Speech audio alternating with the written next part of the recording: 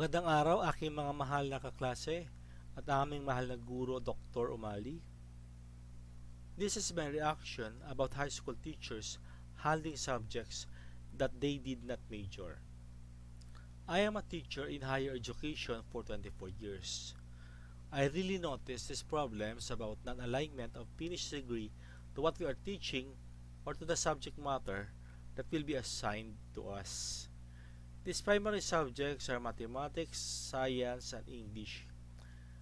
The reason of these problems is that the very much qualified teachers of these core subjects after teaching here in our motherland for a few years went to Western and first world nations to continue their profession, and the result is what we are having right now, which we call brain drain. We cannot blame these teachers because they just want their families to have a greener pasture. Our government and private institutions cannot provide the needs of these well-decorated teachers. In the secondary education, the same case in higher education, wherein most subjects that educators teach are not aligned to their specialization in the primary or major subjects.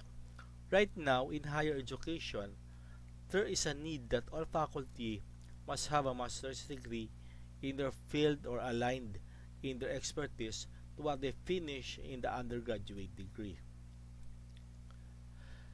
The core subjects are essential to our nation's progress because it is the basis of expertise of students when they enter the higher education and the application of their chosen career in the field of expertise of the students when they graduate. We can solve these problems even if the teacher is not aligned to these core subjects by attending special or night classes, training or diploma, certificates in math, science, and English. Give them training and seminars wherein right now it is possible because of blended learning management system or modules that we study.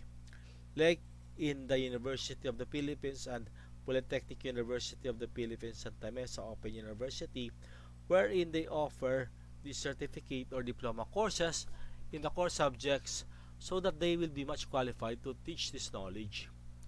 This endeavor will provide intellectual knowledge about the core subjects to our beloved teachers. We just have to push and motivate them. That education is a continuous process, which is what we call Kaizen.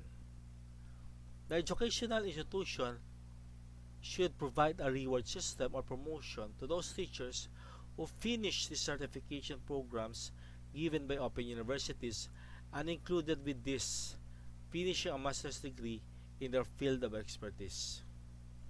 We are lagging behind against all Asian countries, wherein before we are the country that is considered number one and admired by all nations. Aside from that, the Philippines is the most number one supplier of human resources, wherein our overseas foreign workers or migrant workers contribute to the boost of our economy. We should give emphasis to these problems immediately because we are now being called the sickest man of Asia instead of being a nation with a tiger economy. I know we can do this to succeed because other nations are so much dependent on the Filipinos. We should be united in this mission. If all of us will be one and united, we will be a force to reckon with in the future to come. Thank you my classmates and my professor for watching this video. God bless each and every one of us and we must love each other. Thank you. God bless. Love you all.